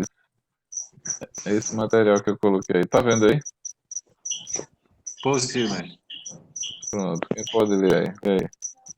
A outra mudança na vocação pastoral é a introdução da figura do terapeuta, que ganhou popularidade na segunda metade do século XX, depois que Freud a introduziu, Freud, né? A introduziu no final do século XIX, Thomas Oden, em seu livro pastoral, Carl Ander apresenta... Muito obrigado, viu? Apresenta... Muito obrigado. Apresenta um quadro corporativo sobre a influência da psicologia na formação. Ele toma 20 clássicos da teologia pastoral, 10 do século XIX e 10 do século XX, e observa que do século XIX contém mais de 300 citações dos pais da igreja, enquanto os do século XX apresentam centenas de citações dos psicoterapeutas modernos. Ele está preso, isso mesmo. E nenhuma dos pais da igreja. Não assisto aula. É óbvio que os clássicos do século XIX não poderiam apresentar muitas citações dos psicoterapeutas modernos, pois estes não existiam na época. Entendeu? Eu não assisto a aula. Mas Eu nas... preciso ligar o microfone e o pessoal escuta. Eu estou escutando. Mas na sua comparação, serve para demonstrar como a teologia pastoral do século XX sofreu uma mudança radical, sendo fortemente influenciada pela psicologia moderna. Os cursos que nossos seminários oferecem sobre aconselhamento pastoral já não explora a rica contribuição dos pais da igreja, nem a longa tradição da direção espiritual como prática pastoral. Os livros de textos são, em geral, de introdução e princípios básicos da psicologia. Certamente, os livros de psicologia devem fazer parte da rotina dos estudos pastorais e merecem lugar em suas bibliotecas. Mas o que precisa ficar claro é que pastor e psicólogo são realidades completamente diferentes. Eita. E aí? Me arrepiei. Olha, antes do comentário do professor, eu vou dizer o seguinte. Um pastor pode ser psicólogo, mas um psicólogo jamais vai ser um pastor. Rapaz, me arrepiei de novo. Entendeu? Não, é sério. Um pastor pode ser psicólogo. Tá usado hoje, Diógenes. Usado quem? Escuta aí o comentário do professor. Okay. Um psicólogo jamais vai ser um pastor. Mas um pastor pode ser um psicólogo. Lê esse Agora dizer. Mas ele pode ser os dois, guerreiro. Ele pode ser os dois. Sim, meu filho, você está entendendo o que eu estou falando? Eu estou dizendo que um pastor pode ser um psicólogo. Mas um psicólogo jamais pode ser um pastor. Não é? Claro. Positivo. As pessoas sentem-se traídas quando entram num consultório de psicologia. Pagam uma consulta para ouvir conselhos espirituais extraídos de algum livro de autoajuda. Sentem-se também traídas quando entram num gabinete pastoral em busca de oração, orientação espiritual para a alma, ministração da palavra ao coração atribulado, um encontro com Deus, e ouvem conselhos extraídos de almanaque. Ou então, aí é eu que cito, viu? Meu filho, não se preocupe, Deus sabe de todas as coisas. Diógenes tá inspirado hoje. Vejam só, nós sabemos que a psicologia é uma ciência mais moderna, né? Tem aí, sei lá, 200 anos aproximadamente, e ela surge de alguém que totalmente cético, negou a Deus, né, ateu, tal, com alguns trabalhos, né, trabalhos importantes que têm ajudado as pessoas. O que o autor coloca, por exemplo, é que muitos, né, ele diz aqui, uma das crises que enfrentamos hoje é o número crescente de psicólogos místicos e esotéricos, leitores psicólogos. Ele diz o seguinte: há muitos psicólogos que fazem uso de alguns recursos, né, por exemplo, de origem oriental. Por exemplo, eles usam cheiros, usam músicas, né, para meditação. Eles fazem aquela questão da regressão, né? Então, percebam que eles realmente acabam que talvez... Apesar de que isso, muita coisa aí ensina na academia, né? Eles estudam na academia também. O que eu coloco é que muitas vezes eles abrem mão da ciência para usarem métodos de autoajuda, tá certo? Tão comuns hoje em dia. E já os pastores, eles abrem mão, né, da palavra de Deus e fazem uso de elementos da ciência da psicologia, entendeu? Claro, como eu já falei, é uma ciência nova em relação à parte. Em determinados momentos, ela ajuda.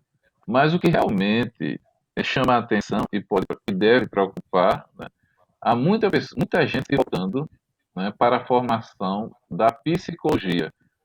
E aí as pessoas muitas vezes não são tratadas por pastores, elas são ouvidas por psicólogo. E tem diferença?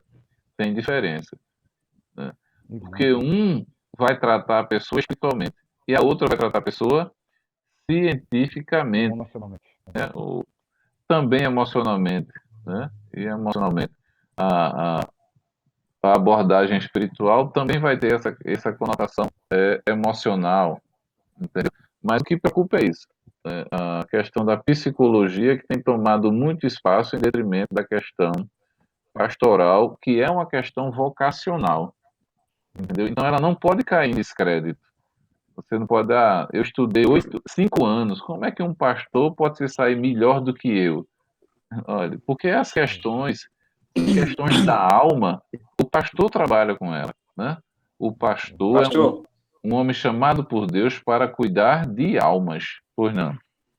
eu queria contar um fato que aconteceu comigo há uns anos atrás. Vai onde devagar, viu, Sebastião? Peraí, cara, deixa eu começar a falar. Não é o do cachorro, não, né, Sebastião? Não, cara, deixa eu contar outra coisa. Faz muito tempo isso. Foi 2000 e cacetada, 2001, 2002, por aí assim. E eu prestei no psicólogo. Eu fui atrás do psicólogo e chegou lá no consultório dele, vindo. Um psicólogo ou um terapeuta? Um psicólogo. Psicólogo. É porque aí. Precisava ou ainda precisa? Cheguei lá Psiquiatra foi? Cheguei no psicólogo lá e a psicóloga, comecei a conversar, ela fez, olha, já faz quase uma hora que você está falando e eu não falei nada ainda. Você poderia ser mais específico, eu tenho outras pessoas lá fora para poder atender. Ou seja, ela não está com preocupação de me ajudar. Ela está com preocupação de ganhar o dinheiro dela e mandar eu embora. Você está reclamando, homem? Pois é. Eu acho que você não soube se expressar. Professor, eu gostaria de ver Elias. Muito bem. Olha, eu penso dessa forma, mestre. A gente aprende aqui um com o outro, né? Aqui é o que eu sempre digo. Nós somos eternos aprendizes. Olha, o escritor Lucas, ele passou 13 anos em Alexandria, estudando anatomia humana. E ele teve a ousadia de estudar psicologia em Alexandria. A conexão já voltou. Só Lucas, ele narra, quando chega lá no capítulo 15, que quando o mestre, ele chama os discípulos para ir para o Getsemane, e quando ele volta, ele coloca a mão na região frontal, e ali começa a sangrar. Creio eu que os discípulos olharam para ele e disseram, olha, ele hoje não está bem, ele hoje está parecendo um fantasma. Mas o que quer dizer esse termo? Na linguagem psicológica, na linguagem psíquica, eu entendo que a religião e a psicologia, ela andam de mão dada. Aí, então, é um fenômeno natural que ocorre, é uma raridade, é um fenômeno que ocorre em Cortex. Justamente estou falando do homem mais importante do mundo, ou seja, ele teve ali um estresse, ele teve ali uma ansiedade, ele teve ali uma depressão. Eu estou falando da pessoa mais importante da história do mundo, estou falando de Jesus. Ele coloca a mão na região frontal e de repente sangra. Aí, segundo a psicologia, diz que aquele fenômeno chama-se hermatidrose. Essa é a área de Elias. É minha área, velho. Infelizmente, bicho, eu domino, eu gosto muito assim dessa área. Eu sou apaixonado. Infelizmente. Não, porque Essa área de Elias. É porque assim, irmão de arma, as pessoas veem a psicologia como área. Elias, eu quero que você conclua. Pronto. Eu quero lhe ouvir. Eu vou concluir. Aí o que é que ocorre? Quando os discípulos se aproximam, ele coloca a mão na região frontal, sangra. Aí o que é que ocorre? Na psicologia ali dá-se o nome de um fenômeno chamado hermatidrose, porque no nosso córtex cerebral é onde ocorre vários diversos vasos de dilatações. Como ele ali tinha dupla natureza, a divina e a humana, ele fraquejou. Ou seja, ele teve um processo de depressão. Por isso que as suas correntes sanguíneas no seu corpo cerebral deletou e sangrou. Ali foi um estado de psicologia, um estado psíquico. A parte humana dele não aguentou, porque depois dali ele teria que ir para a cruz. E da cruz todo mundo sabe que ele tinha que pagar o preço, que a culpa era nós. Eu entendo que a psicologia e a religião ela anda junto. Agora, a psicologia moderada, não no sentido de querer vir em questões céticas. Eu mesmo sou apaixonado por psicologia, eu amo psicologia. Infelizmente, eu entendo, compreendo, aceito e concordo, Elias, com o que você falou. Mas, no meu ponto de vista, o que a gente está tentando aqui chegar no consenso é a questão, quando o professor Marcelo está colocando aí, na questão da espiritualidade. Amém. Né? Quando eu quis dizer a você que um pastor pode se tornar um psicólogo, mas um psicólogo não pode ser um pastor, eu não falei na questão, na busca apenas, na busca apenas do ensino. Não é? O que eu estou querendo dizer é que um pastor, pela capacidade que Deus dá através da chamada e vocação, ele pode desempenhar um papel psicológico, mesmo sem estudar psicologia. Ele pode tratar da alma de alguém, ele pode ser um ombro amigo na hora ali da calamidade, feito eu estava falando com o professor no início da aula. Mas o psicólogo formado, que estudou, ele jamais vai poder sentar na cadeira do pastor e tratar da alma espiritual sem que Deus o tenha vocacionado para isso. Ele vai usar, como o professor colocou aí, e até o autor, ele vai usar meios técnicos, entendeu? Ele vai usar os aparatos que a sua formação lhe dá, diferente de um pastor que vai trabalhar no sentido espiritual, usando ferramentas que só o Espírito Santo pode conceder ao homem. Ok. E foi interessante o que o Sebastião falou. Né? Quer dizer, você entra na sala de um psicólogo, você tem lá 15, 20 minutos na sua consulta. Extrapolou o tempo, ele vai te colocar para fora da sala, que é como o Sebastião falou. Ele está pouco se importando com a tua situação. Olha, ele vai dizer que te atendeu, que te aconselhou e vai mandar embora. O pastor jamais pode fazer dessa forma. Vocês já leram algum livro de Augusto Cury? Eu sou fã dele, professor. Se eu falar dele, eu tenho. Pode falar aí. Dá para ir. Eu vou discutir com um homem desse, professor. Não, aprendeu com outro. A gente aprendeu eu vou debater e discutir com um homem desse. Inclusive, eu tenho um livro chamado Código da Inteligência. É isso que eu estou lendo. Augusto Cury. Pode falar, mestre, pode falar. A gente aprendeu com outro.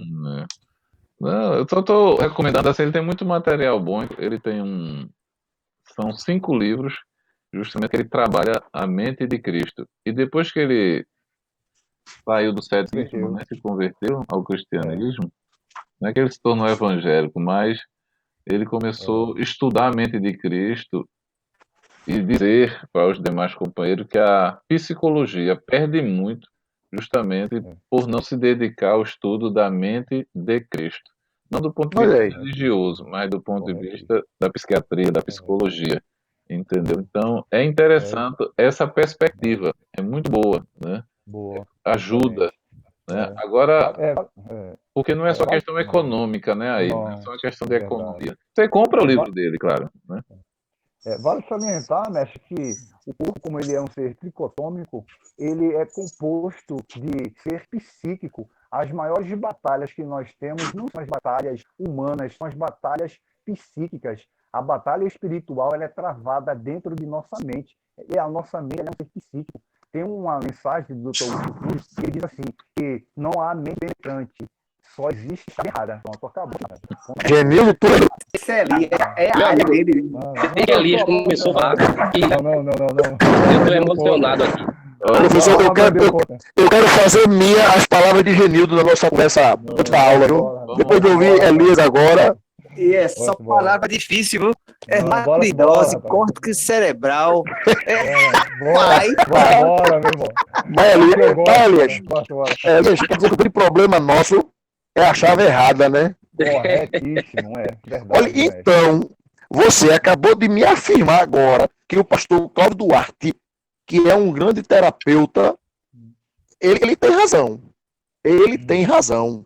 A mulher consegue usar várias chaves ao mesmo tempo, enquanto o homem, meu Deus do céu, é um desespero. Verdade, concordo. Aí são estudos mais específicos, né? Mas o autor, eu quero concluir com o último parágrafo aqui, dizendo que alguém, quando alguém vai até o pastor, não está procurando um psicólogo, mas um pastor. É grande frustração quando, em vez de penetrar nos labirintos da alma humana e conduzir as ovelhas de Cristo no caminho da comunhão e da reconciliação, o pastor envereda por conversas, perguntas e preocupações que nenhuma relação tem com a oração, com Deus e com a vida otorgada por eles. o que nós queremos deixar aqui claro, meus irmãos, é da mesma forma que um profissional do ramo da psicologia e da psiquiatria, né, ele possa, e como ele lida com a ciência, né, de forma, além de profissional, né, é responsável, né? Ele lida de forma responsável. Então, da mesma forma, também o chamado vocacional para o pastorado, para o ministério, deve ter nada menos do que isso, entendeu? Ele deve exceder em zelo, cuidado e amor por essa obra. Não tá aguentando, não. Agora, claro, se ele não está capacitado, entendeu? 100%. Se não está capacitado, fica muito difícil esse exercício, muito exercício. Então, que Deus nos ajude para que possamos autoestima, entendeu? Aquilo que Deus entregou em nossas mãos, tá certo? Seja o papel de liderança nos mais diferentes níveis. Você dirige um grupo de evangelismo, você dirige uma escola, você é obreiro, então leve isso em consideração, esse papel, a dimensão da importância que é cuidar das almas. Se você pode Amém. buscar também agregar valores de ciências, elas vêm para ajudar e não para serem primazia além da Bíblia, estarem além da Bíblia, né? Então a Bíblia é quem vai ditar as regras de como elas devem ser usadas. Então por isso que eu quis trazer essa perspectiva de liderança, né? O pastor como líder. O pastor, ele é um homem de Deus chamado para cuidar das ovelhas. E aí os termos liderança, né, e a outra palavra, né, de terapeuta, eles podem incorporar valores, mas jamais nem adulterar, nem tampouco substituir o papel pastoral que a criatura recebe de Deus. Amém? Então, Amém. a gente conclui assim, e depois vocês refletem de forma mais cuidadosa com as indicações aí. Eu vou mandar o livro que eu falei de Timothy Keller, tá certo? Eu vou enviar para vocês também. Vou enviar para uma atividade. Mas essa é mais rápida, mais prática também. A gente está com resumo de professor Isabel, que Maria, para a gente ler ele. Estou lendo ele, está com resumo, está com trabalho de igreja. Eu chego em casa da BR. Só sumindo para fazer coisa. Não, 4 mais uma vez, aí quebrou. Nossa, Maria tem que entender. A gente está para ajudar. Eu não sei se vocês respondem, não vai dar nada, certo? Mas não tem problema com isso. Não vai ter problema, porque eu sei que todos vocês têm participado, têm lido, tá certo? E que Deus ajude aí no aproveitamento, né? Porque tem muito material para ler, muita coisa para estudar, e a gente não para nunca. Graças a Deus por isso. Graças a Deus por isso. Tá bom? Deus abençoe. Somente 322 páginas, né, Marcelo? Quem? Somente 322 páginas, né? Pois vale a pena. Tá certo? Verdade. Que Deus abençoe. Eu acho que nossa próxima aula parece que é a última. Eu espero que não, né? Mas parece que é dia 15. É até o dia 19, viu, professor? Lá na faculdade, a presencial, né? Mas parece que se tiver alguma coisa para complementar, Abraão está projetando aí uma outra atividade. É boa para vocês. Muito boa. Não, a gente poderia concluir dia 21, né, professor? Eu também acho. 14 e 21. 14 e 21. Tá certo? É melhor, professor. Agora vai botar na matéria, acho que ele vai ter que... Não. Eu tô falando... Manda ele acabar com isso. Agora não é para agora não. Pode. Se ele colocar mais matéria, eu vou levar ele pro psicólogo que atendeu o Sebastião. Vou mandar ele imitar o mas, por exemplo, o que é que vocês acham se a gente tivesse uma eletiva, por exemplo, sobre os pais da igreja? Entendeu? Muito bom. Estudar a história, o pensamento dos pais da igreja e refletir sobre, né, a relevância do que eles pensaram, do que eles produziram para nós hoje. Há um professor, naquela época, o professor está escutando, que ele diz: se você quiser boa teologia, você não tem que procurar nos de hoje. Você tem que voltar lá para o começo da igreja. Lá você tem boa teologia. Eles tinham lá os problemas teológicos, né? Mas a igreja estava começando também a pensamento. E normalmente a gente não tem tempo, né, no nosso seminário para estudar tudo isso. Então, e seria muito interessante que a gente tivesse, pelo menos, né, um tempo para trazer quem eram, onde viveram, o que eles produziram, né, os pais da igreja. Hoje a igreja católica, por exemplo, chama de padre ou de santos, mas esses homens viveram, foram muitos homens piedosos, né, comprometidos com a palavra de Deus. Agora, a imagem que a igreja católica transmite, né, E o fato de eles terem se apropriado desse material não significa que pertencem a ele, pertencem à história. E a gente, como investigador da história cristã, temos que, com certeza, ir em busca também do ensino desses homens, tá bom? A gente tem aí Embora, estamos à disposição. uma coleção chamada Patrística, né, produzida pela editora Paulo, por exemplo. Se vocês desejarem, eu indico, adquiram, é um bom material para ler, para aprender, né, sobre a literatura que foi produzida paralela e posterior aos escritos do Novo Testamento. Como são interessantes, como são importantes também, né, para produzir teologia e renovar nossa fé nesses tempos difíceis. Amigos irmãos, Esse cachorro é dele. Não, o meu é um pastor alemão, o meu é caveira, bicho. É de Luciano. Ok, Luciano. Ok, Deus te abençoe.